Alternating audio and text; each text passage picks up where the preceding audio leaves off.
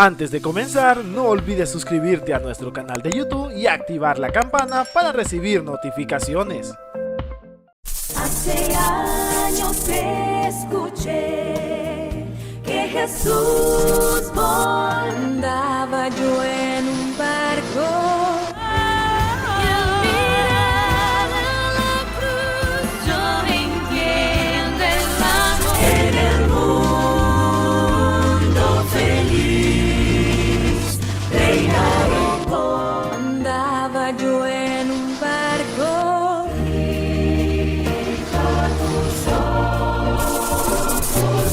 Tú eras mi razón, ve y dile a otro. Tú eras mi razón de cantar, Señor.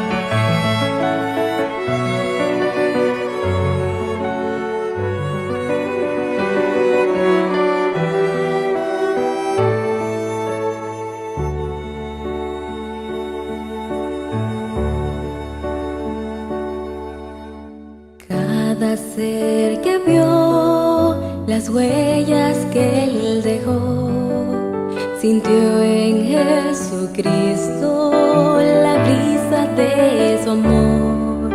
Y cada corazón que no tenía paz, con su voz le dio seguridad. Un amor tan grande como el mismo Creador que dio perfume a una flor. Y ese amor que envuelve y con dulzura nos entrega hoy reflejos de su amor.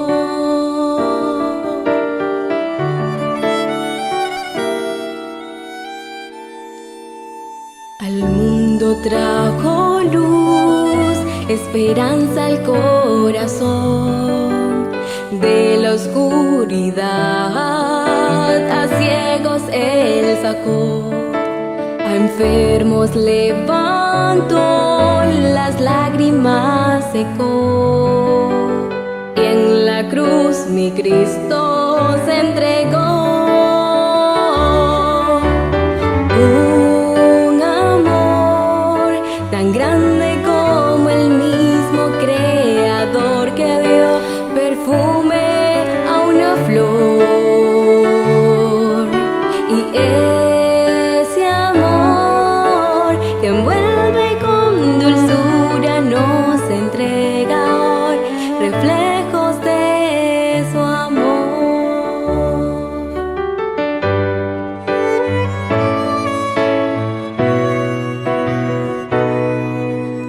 ¿Acaso Él ya no ha demostrado cuánto nos amó?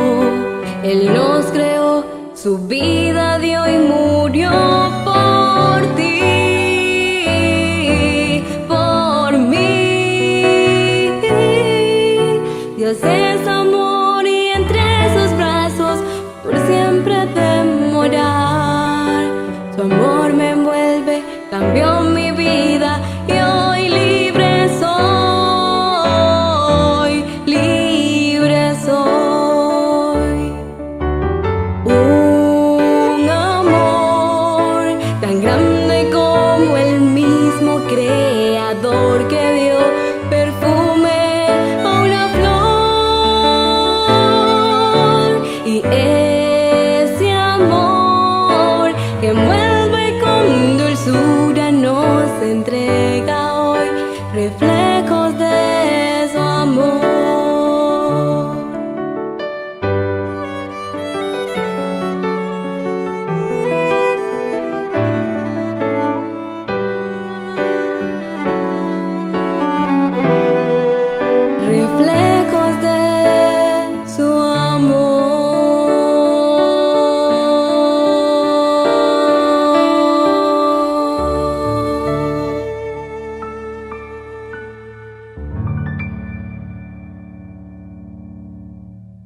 Bienvenidos a nuestro programa Voces y Señales del Tiempo del Fin. Para mí es un placer poderles extender a cada uno de ustedes una cordial y sincera bienvenida. Este servidor, Jorge Rico, y de manera particular invitarlos para que juntos a través de esta serie de temas podamos cada día más entender, profundizar y a la misma vez internalizar el libro de Apocalipsis, las promesas de Dios en nuestras vidas. Antes de continuar, me gustaría invitarlos para que ustedes allá desde la comodidad de sus hogares pudieran entonces acompañarme y podamos invitar la presencia de nuestro Dios. Oremos. Querido y bondadoso Padre, cuán grato es saber que podemos todavía contar con la oportunidad y la libertad de poder predicar tu palabra, enseñar el mensaje que tú tienes preparado para estos tiempos y que necesitamos conocer tan oportunamente. Una bendición especial pido, Padre Santo, para esta presentación y esta serie de temas, que tu dirección, tu iluminación pueda ser con cada uno de nosotros, tanto para este servidor como también para cada uno de nuestros televidentes y nuestros oyentes. Bendiciones que te imploramos en el nombre de Jesús. Amén. Vamos a comenzar una serie acerca de la unidad y a la misma vez eventos trascendentales en el libro de Apocalipsis que nos ayudan cada día más a acercarnos y poder conocer el mensaje que Dios tiene para cada uno de nosotros en este tiempo. Esta serie va a estar organizada o estructurada en 10 diferentes presentaciones, grabaciones, donde vamos a comenzar analizando la estructura del libro de Apocalipsis. Continuaremos entendiendo algunos principios generales que nos ayudarán a comprenderlo y luego entonces nos enfocaremos en el contenido de una unidad central de este libro, que son los capítulos 12, 13 y 14 de este libro. Y espero por la gracia del Señor que no solamente crezcamos en conocimiento, sino que también podamos crecer en nuestra conexión con Dios, nuestra relación con Dios, y podamos a la misma vez realizar nuestro deber para este tiempo presente. Vamos a la palabra de Dios. Quisiera comenzar leyéndoles a ustedes en el libro de Apocalipsis, capítulo 1 y el versículo 3. Este libro de Apocalipsis comienza de una manera particular, especial, y también termina en una forma muy similar. Voy a leer un pasaje que lo voy a extender o lo voy a ampliar un poco más en la segunda presentación, pero solamente quiero comenzar diciéndoles a ustedes, hay algo especial de parte de Dios para que nosotros le prestemos atención al contenido de este libro. En el capítulo 1 y en el versículo 3 me dice la palabra de Dios que hay una bendición especial. Y esta bendición especial es presentada en un marco muy interesante. Capítulo 1, versículo 3 me dice a mí, bienaventurado el que lee y los que están oyendo las palabras de la profecía y están guardando las cosas que en ellas están escritas, porque el tiempo está cerca. Ahora bien, este pasaje me resalta a mí que hay algo particular que Dios quiere que ustedes y yo sepamos. Cuando usted lee todo el Nuevo Testamento, usted va a encontrar que el único libro que comienza ofreciéndole una bendición a usted por leerlo es el libro de Apocalipsis. Ningún otro libro en el Nuevo Testamento le ofrece a usted esa declaración. No que los otros libros no sean de bendición, pero hay algo especial que Dios quiere que ustedes sepan y por lo tanto quiere que le prestemos atención. Ahora, para entender el por qué es especial este mensaje, por qué es especial este libro, necesitamos primero tratar de conocer su organización general, para poder entonces enfocarnos dentro de lo que Apocalipsis me dice. Porque cuando ustedes van a notar, no solamente el libro comienza con una bendición, sino que el libro también comienza proveyendo o reiterando la misma bendición hacia el final de este libro, allá en el capítulo 22 y en el versículo 7. Lo leeremos hacia el final. Por ahora, vamos a entender por qué es importante este libro. ¿Cuál es el mensaje general que tiene para luego enfocarnos en los detalles que nos presenta a nosotros el contenido de este libro? Y yo quiero invitarlos para que ustedes allá conmigo, desde sus hogares, puedan acompañarme. Vamos entonces a dibujar, a analizar una gráfica que nos va a ayudar a entender el contenido general. El libro de Apocalipsis, cuando usted se sienta a leerlo de principio a fin, el libro de Apocalipsis aparece organizado o aparece estructurado en 7 unidades o 7 visiones. Cada una de estas visiones va presentando un progreso en el mensaje y llega entonces a un punto donde Juan me dice a mí, hay algo importante que hay que tener en cuenta. Vamos a ir analizando esta estructura. La primera unidad o la primera visión que aparece en el libro de Apocalipsis aparece allá en los capítulos 1 hasta el capítulo 3. Esta primera unidad que aparece allí en Apocalipsis se conoce o se llama la unidad de las 7 iglesias de Apocalipsis. Es la primera unidad. Después de las 7 o el mensaje de las 7 iglesias, luego viene una segunda unidad. Y esta segunda unidad la componen los capítulos 4, versículo 1, hasta el capítulo 8, versículo 1. Y esta segunda unidad o segunda visión de Apocalipsis se conoce como la unidad de los 7 sellos. Los 7 sellos de Apocalipsis.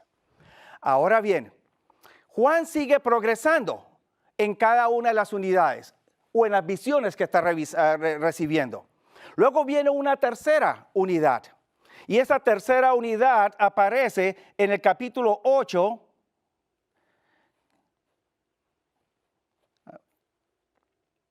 Capítulo 8, versículo 2, continúa hasta el capítulo 11 y el versículo 19. Y esta tercera unidad es conocida como la unidad de las 7 trompetas. Voy a colocar aquí 7 trompetas, brevemente. Ahora bien, hasta el momento, ustedes van a encontrar que estas trompetas, estos sellos y estas 7 iglesias o estas iglesias nos van a presentar no solamente la primera mitad del libro de Apocalipsis, pero también nos van a dejar saber otros 2 asuntos que son completamente importantes para usted y para mí. ¿Por qué razón? Cuando usted analiza esas primeras 3 visiones o esas 3 primeras unidades, usted va a encontrar allí algunos detalles. En primer lugar, usted va a encontrar allí que en cada una de esas visiones o en cada una de esas unidades, siempre estas unidades comienzan con una visión de santuario. Capítulo 1 presenta a Jesús vestido como sumo sacerdote y está caminando en medio de 7 candeleros de oro. Cuando va al capítulo 4, usted va a encontrar entonces o va a notar a un trono que se menciona, alguien está sentado sobre el trono, agua o líquido sale, un río sale del trono, hay 7 lámparas. Y luego entonces el capítulo 5 me presenta a un cordero como inmolado. Escenas de santuario. Luego entonces vamos a la sección de las trompetas y en el capítulo 8, a partir del verso 2, encontramos que las trompetas también inician con una visión de santuario. Un ángel tiene un incensario toma incienso del altar de oro, lo llena el incensario y empieza a batir el incensario y humo va ascendiendo hacia Dios con las oraciones de los santos. Así que en cada una de estas 3 secciones aparece una visión de santuario. Voy a escribir aquí un poco, santuario. Ahora, esto es significativo, porque también otro detalle aparece en esta primera sección que necesitamos notar.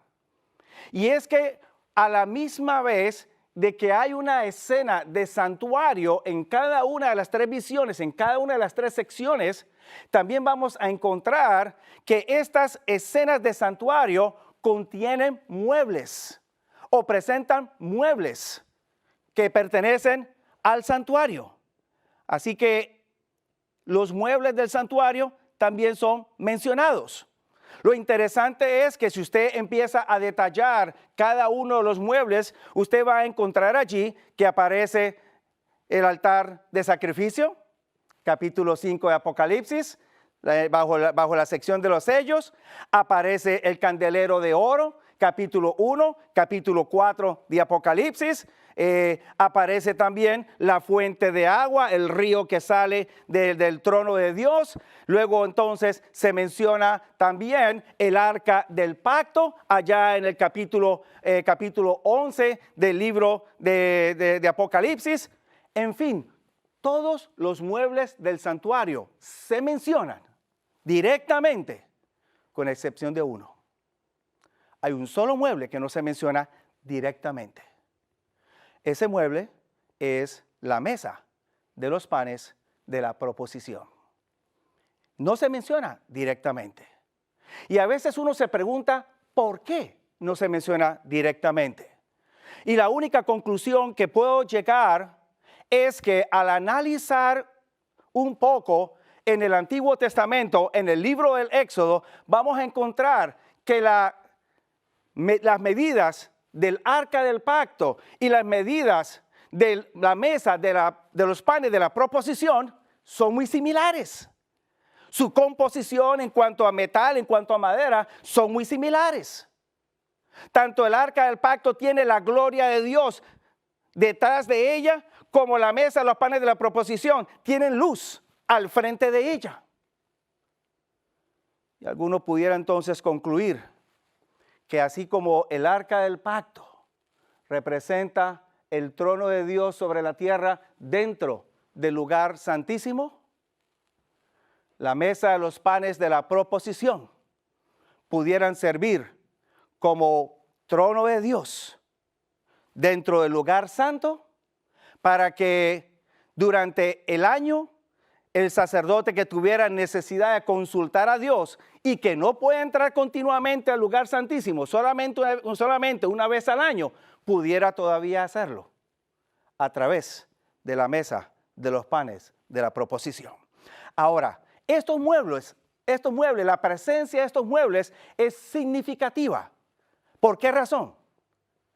Porque cuando vemos cada uno de estos muebles, estamos encontrando entonces que hay actividad en el cielo. Hay actividad en el santuario celestial. Y si hay actividad en el santuario celestial, quiere decir entonces que todavía hay mediación.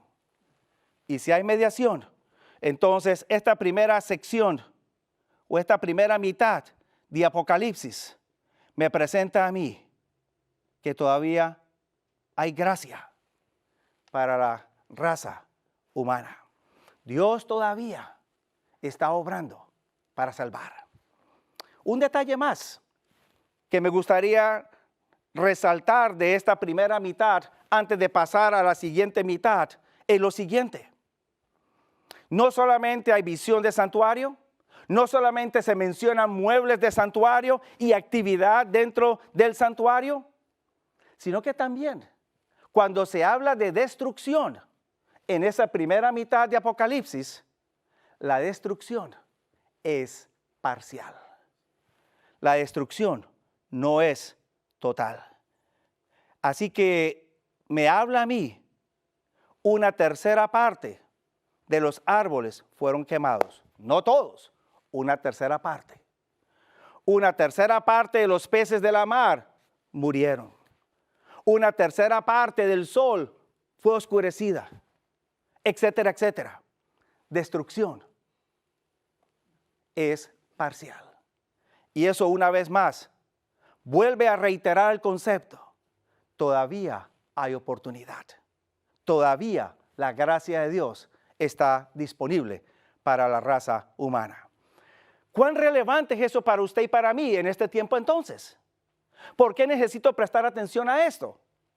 Es relevante porque ahora todavía es el buen tiempo para que ustedes y yo tomemos una decisión certera y oportuna de aceptar al Señor, entregar nuestra vida al Señor si todavía no lo hemos hecho y poder ser bautizados para honra y gloria al Señor. Ahora todavía hay oportunidad. Después no sabe o no se sabe lo que va a suceder.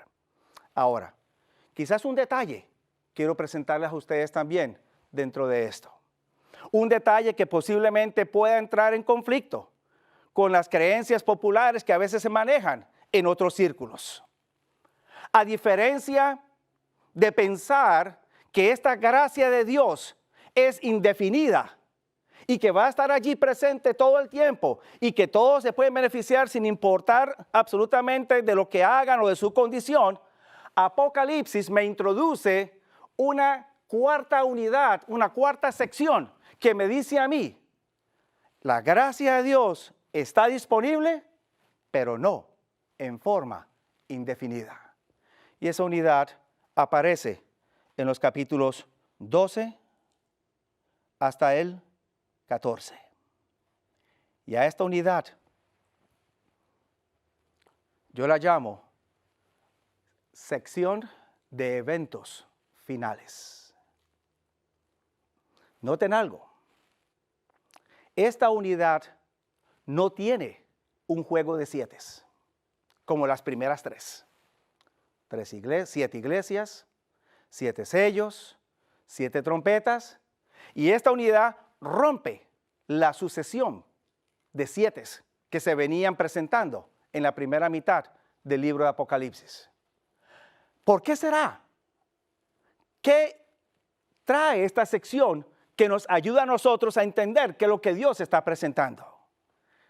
Cuando usted va al capítulo 11, versículo 19 del libro de Apocalipsis, usted va a encontrar un detalle bastante interesante. Capítulo 11, verso 19. Me dice a mí la palabra de Dios en este pasaje. Capítulo 11, verso 19 de Apocalipsis. Y el templo de Dios fue abierto en el cielo y fue vista el arca de su pacto en su templo. Y acontecieron relámpagos, voces, truenos, temblor y un grande granizo. Ahora, ¿qué me está presentando a mí Juan o el Señor a través de Juan con esta visión? Hasta el momento, Juan había sido trasladado del lugar,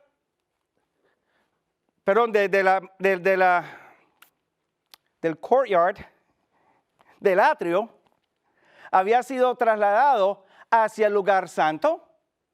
Ustedes encontrarán el altar de sacrificio, el agua o la pila de agua, muebles que estaban dentro del atrio. Luego entonces Juan es introducido al lugar santo, donde se le muestra el candelero de oro, se le muestra el altar de incienso. Pero ahora por primera vez, en el capítulo 11 y en el verso 19, ahora Juan es introducido al lugar santísimo. Ahora, ¿cómo sabemos que es el lugar santísimo? Porque en su traducción al español aparece la palabra templo. Y la palabra templo puede referirse a toda la estructura del edificio. ¿Cómo sabemos que se refiere al lugar santísimo? Hay dos maneras. En primer lugar, la ubicación del mueble que se menciona. Arca del Pacto nunca apareció en el atrio. Nunca apareció en el lugar santo. Siempre estaba ubicada en el lugar santísimo. Ahora, para que usted también capte una segunda razón, en el idioma original, la palabra que aparece traducida por templo es la palabra naos, N-A-O-S, naos, así como se pronuncia. Esa palabra no es el término regular que se emplea para traducir templo o para traducir tabernáculo. Hay otra palabra distinta.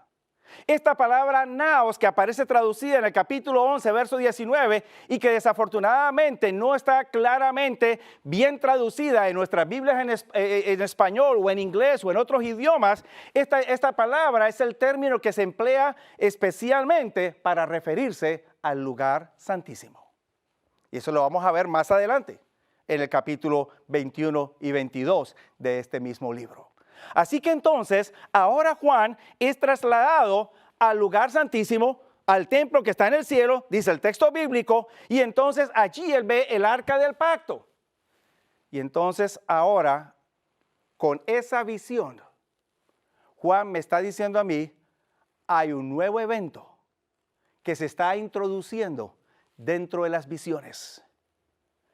Lo único o el único evento que se realizaba dentro del lugar santísimo o que involucraba acceso al lugar santísimo era el juicio investigador o el día del Yom Kippur, cuando el sumo sacerdote una vez al año entraba para hacer expiación por los pecados del pueblo y entonces de esta manera poder que el pueblo comenzara un nuevo año con una nueva página en blanco. Así que esta nueva unidad me introduce a mí el concepto de juicio. Ahora bien, esto me dice a mí entonces que el juicio de Dios no comienza al final cuando Jesús venga por segunda vez. El juicio de Dios inicia antes de la segunda venida de Cristo Jesús.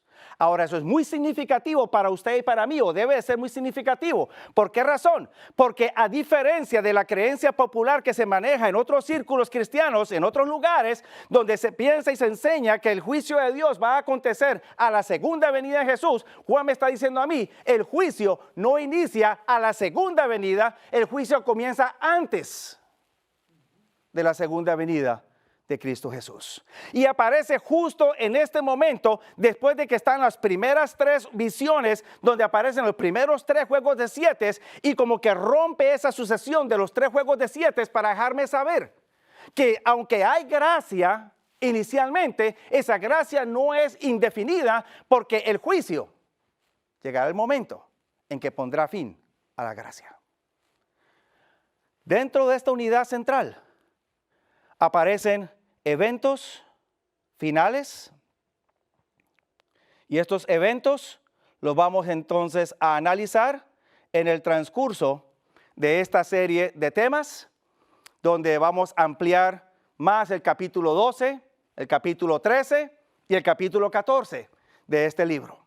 Pero al menos ya ustedes están empezando a formarse un cuadro general de lo que este libro de Apocalipsis tiene para ofrecerme a mí, para poder comprenderlo y luego entrar a detallarlo.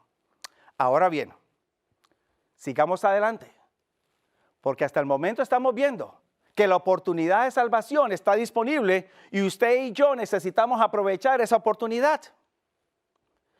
La próxima sección o la próxima visión que viene es la que aparece en los capítulos 15 hasta el capítulo 19. Y esa próxima sección o visión es conocida comúnmente como la visión de las 7 plagas finales. Las 7 plagas finales. Ahora bien, aquí es donde entonces Juan concluye su juego de 7. Pero lo interesante es que la última sección de 7 o la última visión de 7 ocurre ya no durante un tiempo de gracia, sino que ocurre cuando el tiempo de gracia se ha cerrado. Aquí es donde vamos a confirmar, según las visiones de Juan, que la gracia del Señor llega a su fin con el término del juicio de Dios en el cielo, y luego entonces habrá todavía un periodo de tiempo sobre la tierra durante el cual ya no habrá gracia disponible para la raza humana. ¿Cómo sabemos eso? Yo quiero invitarlos para que vayamos al libro de Apocalipsis, al capítulo 15. Y en el versículo 5 en adelante, si le es posible a usted, desde allá de la facilidad de su hogar, la comodidad de su hogar, si le es posible tener su Biblia abierta en 2 partes de Apocalipsis, una el capítulo 11, verso 19 y otra capítulo 15, versículo 5 en adelante. O si usted tiene 2 Biblias, mejor todavía, ábralas en estos 2 capítulos. Si no, utiliza sus deditos, algún marcador que pueda entonces hacer la separación de esas 2 partes. Porque yo quiero que ustedes noten algo. El verso 5 del capítulo 15 comienza diciéndome, y después de estas cosas vi, y el templo del tabernáculo del testimonio en el cielo fue abierto. Ahora, si va al capítulo 11, versículo 19, Juan está viendo algo similar. Él ve el templo de Dios en el cielo abierto. Ahora, en ambas ocasiones el templo está abierto. Pero noten un detalle. Noten un detalle. Mientras que en el capítulo 11, versículo 19, solamente aparece la palabra templo, el término naos, que ya aprendimos del idioma original, cuando vamos al capítulo 15, versículo 5, ahora Juan me está hablando a mí es de que está abierto el templo del tabernáculo. Me está hablando el término naos, templo, y ahora aparece un nuevo término que es el regular para referirse a la estructura completa, esquené, y es el que se traduce por tabernáculo. Ahí entonces Juan claramente me ayuda a hacer la diferencia. Mientras que naos es un lugar específico dentro de toda la estructura, esquené es toda la estructura completa. Así que ahora entonces Juan es llevado en visión al tabernáculo y una vez más es introducido en el lugar santísimo. Y después de que él es introducido allá, me dice el verso 6, que salieron 7 ángeles que tenían las 7 plagas y salieron del templo. Y noten cómo estaban vestidos. Estaban vestidos de lino puro o limpio, brillante, y estaban atravesados sus pechos con cintas de oro. Ahora, estos ángeles, me dice a mí el versículo 7, que estos traían 7 copas o 7 vasijas de oro llenas de la ira del Dios viviente o del Dios que vive por los siglos de los siglos. Ahora, ¿qué visión se le está presentando a Juan allí? Una vez más, es trasladado al cielo. Pero a diferencia de la visión del capítulo 11, versículo 19, y usted está comparándola allí conmigo, usted va a notar que mientras que en el capítulo 11, 19, Juan ve un mueble, Juan ve el arca del pacto, en el capítulo 15, versículos 5, 6 y 7, Juan no ve ningún mueble. Lo único que ve es 7 ángeles que salen con 7 copas y están llenas de la ira de Dios. Y estos ángeles tienen una vestimenta interesante. Lino, puro, brillante. Y cuando usted se pone a analizar el libro de Apocalipsis, va a encontrar que esta misma vestimenta que tienen los ángeles puesta, es la que también tenía Jesús puesta en el capítulo 1 del libro de Apocalipsis. Empiezan entonces a suceder varios detalles o a surgir varios detalles dentro de esta comparación de estas dos visiones del templo abierto. Número 1, en el primero hay mueble, en el segundo ya no se menciona mueble. Eso indica que no hay actividad. Algo ha parado. Número 2, los ángeles están vestidos con los atuendos que Jesús tenía puesto allá en el capítulo 1, lo cual indica entonces que ahora Jesús ha cambiado sus vestimentas sacerdotales y se ha colocado unas nuevas vestimentas. Ahora usted dirá, ¿cómo sabemos eso? Sencillo. Mientras que en el capítulo 1 aparece Jesús vestido de sumo sacerdote o con vestimentas sacerdotales y es visto en la visión, la próxima vez que Jesús es visto en visión en Apocalipsis es el capítulo 19. ¿Y qué vestimenta tiene puesta Jesús? Tiene unas vestimentas blancas y tienen una mancha de sangre y en su muslo un nombre escrito: Rey de Reyes y Señor de Señores. Este concepto de cambio de vestimentas no es nuevo para Apocalipsis. Porque cuando usted va al libro de Levítico y también va al libro de Ezequiel, usted va a encontrar que la instrucción divina, tanto para Aarón como también para los demás sacerdotes, era que una vez que el sumo sacerdote terminara sus funciones dentro del lugar santísimo, al salir de allí, debía de cambiarse vestimentas. Este concepto es importante porque no solamente indica el término de una actividad, de una función. El juicio ha terminado en el cielo.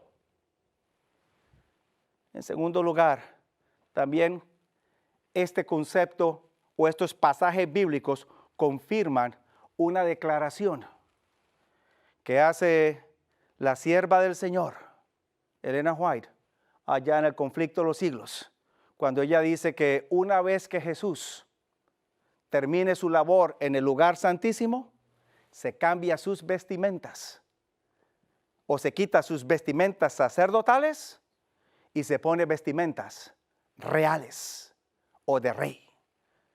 Lo interesante es que ella no da una referencia bíblica.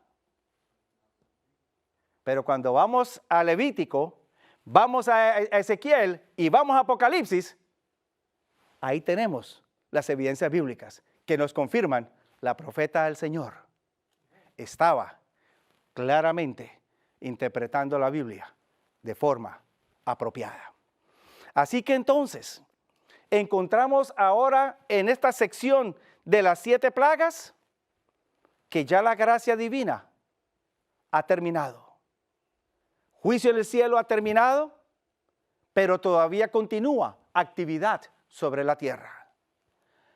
Ahora, esta actividad se extiende a través de la próxima visión que aparece en el capítulo 20, y en esta próxima visión del capítulo 20 encontramos entonces que ahora viene una nueva sección en Apocalipsis y es la sección de los 1000 años, milenio. Y en esta sección ahora encontramos que en la tierra no hay vida humana. Los impíos fueron muertos o destruidos por el resplandor del Señor a su venida, a los que estaban vivos. Aquellos que estaban muertos quedan allí en sus sepulcros. Y el único que queda vivo en el capítulo 20 de Apocalipsis es Satanás. Pero lo interesante de todo esto es lo que ocurre al inicio del capítulo 20 y luego en el transcurso del capítulo 20. Porque el capítulo 20 comienza diciéndome que un ángel poderoso desciende del cielo con una cadena en sus manos y con ella ata al diablo y entonces lo manda al abismo. Y allí lo sella. Y algunos se preguntan el porqué de esa visión. ¿Quién es ese ángel? ¿Qué cadena es esta? ¿Por qué Satanás es atado y lanzado al abismo y sellado allá? ¿Qué ha pasado? Y ahí es una vez más donde usted necesita hacer conexiones dentro del libro de Apocalipsis. Cuando usted va al capítulo 9 de este libro de Apocalipsis, usted va a encontrar que el capítulo 9 y el versículo 1 me dice a mí que un quinto ángel tocó su trompeta. En la sección de las trompetas. Y vi una estrella que había caído del cielo a la tierra y le fue dada las llaves del pozo del abismo y abrió el pozo del abismo y ascendió o subió humo del pozo como humo de un horno grande. Y el sol fue oscurecido, y el aire también fue oscurecido del humo del pozo, y salen entonces langostas de allí. Ahora, noten ustedes algo. Dentro de las trompetas, Juan me dice a mí que con el inicio de la quinta trompeta, se abre un pozo o un abismo para que salgan langostas, y cuando usted lee la descripción de esas langostas en el capítulo 9 y la labor que realizan esas langostas, usted va a encontrar que esas langostas no solamente son enemigas de los justos o enemigas del pueblo de Dios, sino que estas langostas también tienen descripción como si fueran diablos. Y ahora estas salen como que tienen libertad, se les remueve el sello o se les quita a ellos la detención que tenían para que entonces puedan tomar control sobre las gentes. Ese control que se le da bajo la quinta trompeta, y ese control ocurre después de que el sello de Dios ha sido colocado en las frentes de sus siervos, o en la frente de los siervos de Dios, según el capítulo 9 de Apocalipsis. Ese sello que es roto, que es removido, y esa libertad que se le da a esas langostas, ahora cuando venimos al capítulo 20, esa libertad termina. Y entonces el pozo que había sido, o el abismo que había sido abierto, ahora vuelve a ser sellado. Y el diablo vuelve a ser confinado a su sitio. Qué interesante cómo Dios nos presenta a nosotros la manera como Él no solamente trabaja a través de la historia dentro de este gran marco de la gran controversia, pero también cómo va a poner fin al problema del pecado. Luego entonces, que el diablo es confinado, el capítulo 20 me habla de juicio y me habla entonces de la destrucción del diablo y de todos los enemigos. Y una vez que se presenta ese marco del capítulo 20, entonces entramos a la última visión de Apocalipsis. Y la voy a escribir aquí a un ladito abajo. Capítulo 21 y 22 del libro de Apocalipsis.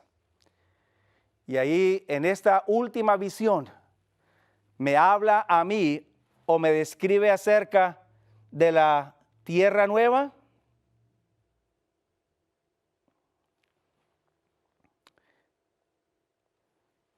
No confundan la T y la N con el estado de Tennessee.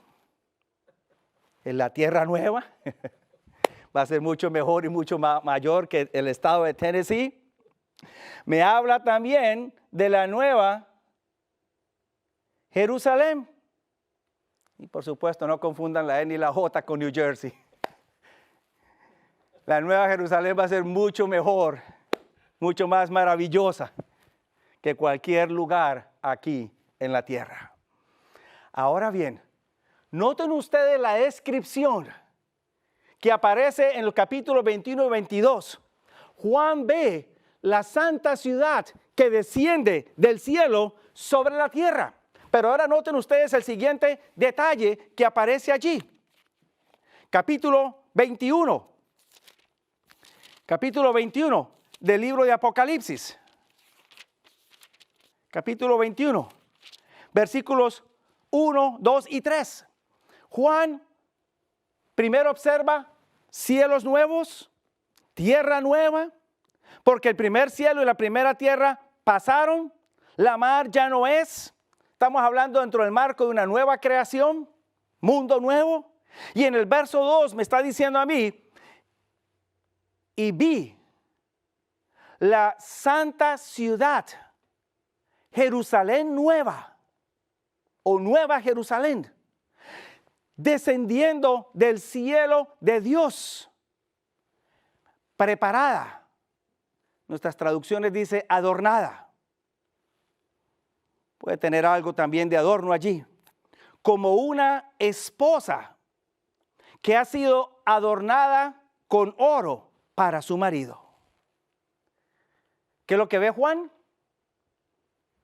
Juan ve la santa ciudad, la nueva Jerusalén. Y luego en el versículo 3, él escucha una voz. Y esa voz le dice, he aquí el tabernáculo de Dios con los hombres. Y la traducción nuestra dice allí, y morará con ellos. El término que aparece traducido aquí sería, y hará un tabernáculo con ellos. Y si quisiera usted agregar una palabra nueva al diccionario castellano, tabernaculizará con ellos. Tal palabra no existe en nuestro idioma, pero si lo quisiera agregar, eso es lo que está diciendo Juan. Ve el tabernáculo de Dios con los hombres y entonces tabernaculizará o hará un tabernáculo con ellos y ellos serán su pueblo y el mismo Dios con ellos será su Dios. Ahora bien, brevemente, pensemos, ¿qué es lo que ve Juan? Según el capítulo 21. Juan ve la nueva ciudad, la santa Jerusalén, descender del cielo. Pero a la misma vez que ve la santa ciudad descender del cielo, escucha detrás de sí una voz que le dice, he aquí el tabernáculo de Dios con los hombres. Y la pregunta que surge entonces es, ¿qué fue lo que vio Juan? ¿O vio la ciudad o vio tabernáculo? ¿Qué fue lo que vio? Y este fenómeno de ver una cosa y escuchar otra aparece varias veces repetido en Apocalipsis. Un ejemplo aparece allá en el capítulo 5. Juan escucha que el león de la tribu de Judá ha vencido y es digno de romper los sellos para abrir el libro. Juan escucha eso. Y cuando voltea a mirar a ese león, ¿qué se encuentra? A un cordero como inmolado. Escucha un león, pero ve un cordero. Dos cosas diferentes apuntando a la misma realidad, Cristo Jesús. Capítulo 7 de Apocalipsis, Juan escucha un número de los sellados. Y el número es 144,000. Él oye ese número. Capítulo 7, versículos 3 y 4. Pero cuando voltea a mirar a ese número, los sellados, ¿qué se encuentra? Una gran muchedumbre.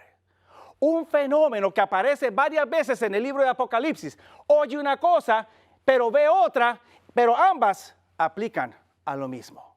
De igual manera, cuando vamos al capítulo 21 de Apocalipsis, encontramos que Juan ve la santa ciudad, pero oye que es el tabernáculo de Dios, lo cual nos indica a nosotros que la ciudad es el mismo tabernáculo. Y esto se puede aún verificar más cuando vemos el contenido interno de la ciudad. Tiene fundamentos con piedras preciosas, tiene oro y tiene también puertas. Y cuando usted va al santuario o al tabernáculo terrenal, este tenía puertas, este tenía piedras preciosas y este también tenía oro. Pero hay un detalle más que aparece en esta descripción y es el que nos da Juan en el capítulo 22, versículos 1 y 2. Allí Juan me menciona una vez más, a él se le muestra un río de agua viva, brillante, como un cristal, que salía del trono de Dios y del Cordero. Y noten el versículo 2, y en medio de su plaza, o sea, de la plaza de la ciudad,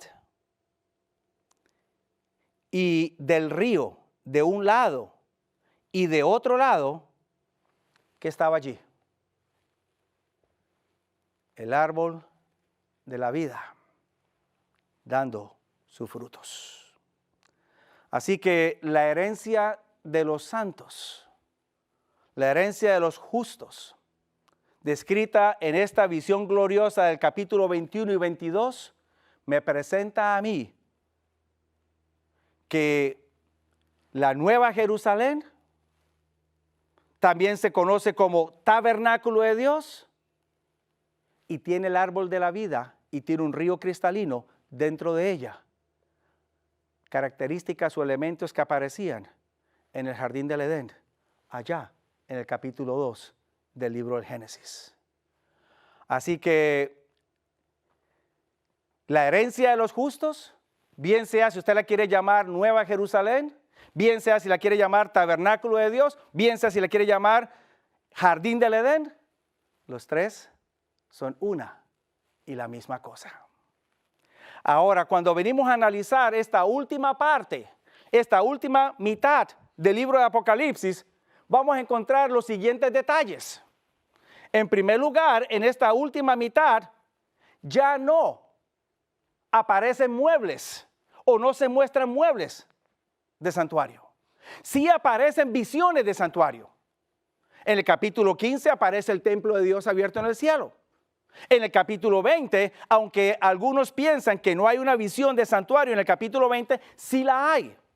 Porque el acto de tomar a Satanás y sellarlo y lanzarlo al abismo es un recordatorio de lo que se hacía al final del día de la expiación en el antiguo Israel, cuando el sumo sacerdote salía del lugar santísimo, salía del tabernáculo y entonces llegaba al macho cabrío que estaba vivo, que estaba para representar a Azazel, y este era tomado entonces y llevado para ser lanzado en el desierto y morir. Y cuando venimos al capítulo 21 y 22, tenemos una descripción amplia de este tabernáculo de Dios. Así que las visiones de santuario continúan. Lo único que no continúa es mostrándonos muebles de santuario. ¿Por qué ya no aparecen los muebles? En la primera mitad sí aparecían. En la segunda mitad no aparecen muebles. Y la única razón es porque ya no hay más actividad en el santuario celestial. El juicio ha terminado mediación ha terminado, no hay más actividad. Y ahora lo interesante es que la otra característica, mientras que en la primera mitad la destrucción que se mencionaba era siempre parcial, cuando venimos a la segunda mitad ya no se habla de destrucción parcial, se habla de destrucción total. Lo cual nos da a entender a nosotros que en esta segunda mitad la gracia divina ha llegado a su fin. Y entonces, allí es donde ustedes y yo necesitamos, una vez más, reconsiderar cuál es nuestra condición espiritual delante de Dios en la actualidad. ¿Estamos bien con Dios? ¿Estamos conectados con Dios? ¿O todavía necesitamos conectarnos con Dios? Si no hemos aceptado al Señor, ¿queremos hacerlo ahora? ¿Queremos entregar nuestras vidas ahora? Porque esta gracia que está disponible en este momento no va a ser indefinida. Llegará un momento en que terminará. Y ojalá que nos tome a nosotros de la mano del Señor antes que ésta termine. Ahora bien, un detalle más quiero presentarles a ustedes. Cuando empezamos a ver esta estructura general de Apocalipsis y el mensaje que ésta trae para nosotros. Durante estas grabaciones y este tiempo que vamos a pasar juntos, vamos a enfocarnos en esta sección central del libro de Apocalipsis. Y yo quisiera brevemente presentarles a ustedes un cuadro de esta sección para que empecemos a ir formándonos una idea de lo que vamos a estar estudiando, de lo que vamos a estar analizando. Esta unidad central la componen los capítulos 12, capítulo 13 y capítulo 14 de Apocalipsis.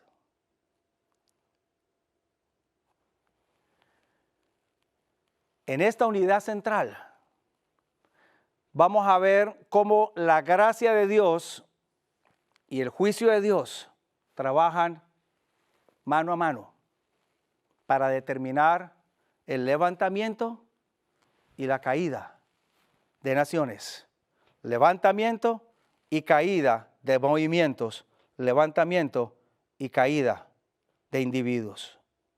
Hay 5 eventos principales que aparecen en el capítulo 12.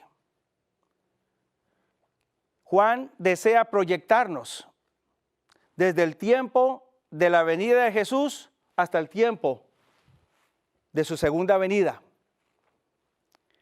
Y en el capítulo 12 se nos narra el nacimiento de Jesús allá en Belén de Judá, al describir a una mujer que está embarazada y va a dar a luz a un hijo varón. Nos describe el evento de Jesús en la cruz del Calvario, al mencionarnos que los justos solamente podrán vencer al enemigo por la sangre del Cordero. Nos menciona el conflicto en el cielo, que nos presenta cómo finalmente el diablo es lanzado para ya no más volver a entrar al cielo. Y estos 3 primeros eventos nos presentan el encuentro entre Satanás y Jesús. Y cómo en cada uno de estos eventos Jesús derrota al enemigo hasta que al final el enemigo ya no tiene nada más que hacer con Jesús. Y después entonces se lanza contra la iglesia y la persigue por 1260 años. Y luego entonces prepara su ataque en el tiempo final. 5 principales eventos que vamos a ampliarlos en los próximos tópicos que estaremos analizando. De ello ahora Juan, en el capítulo 13, entonces amplía los últimos 2. Porque ahora Juan empieza a enfocar la atención de sus lectores hacia el tiempo final. Y entonces es cuando utiliza el capítulo 13, versículo 11, hasta el versículo 1, hasta el versículo 10, para describirnos en forma más amplia estos 1260 años. La persecución de la iglesia y cómo Dios obra para protegerla, sostenerla. Y cuando vamos a los versículos 11 hasta el versículo 18, nos enfoca hacia el tiempo final. Y cuando vamos al capítulo 14 de Apocalipsis, ahora el capítulo 14 nos habla a nosotros acerca de eventos que tienen que ver con el tiempo final y la segunda venida de Cristo Jesús. Si ustedes van notando, Juan me va llevando a mí y me va proyectando del pasado hacia el final, para que mi mente se empiece a enfocar. Porque en la medida en que nos vayamos acercando, los esfuerzos del enemigo van a redoblar para poder tumbar al Hijo de Dios. Por eso la importancia de este libro y de leer este libro. Concluyo leyendo el capítulo 22, versículo 7 de Apocalipsis. Noten, Juan comenzó su libro brindándonos una promesa de bendición para el que lee, para los que oyen y los que guardan las cosas escritas. Y después de que vemos todo este cuadro final, o Juan nos presenta todo este cuadro final, él concluye en el capítulo 22, versículo 7, diciéndonos: y he aquí, yo vengo pronto. Bienaventurado el que guarda las palabras de la profecía de este libro. Hay un mensaje especial y una bendición especial para usted, de manera particular, preparada en el libro de Apocalipsis. Y Dios quiere que usted la conozca, la entienda y la proclame. Hemos llegado al final del programa del día de hoy, pero antes de despedirnos, queremos invitarte a seguirnos en todas nuestras redes sociales, compartirlas con todos tus amigos. Recuerda buscarnos como Red Gala Estéreo.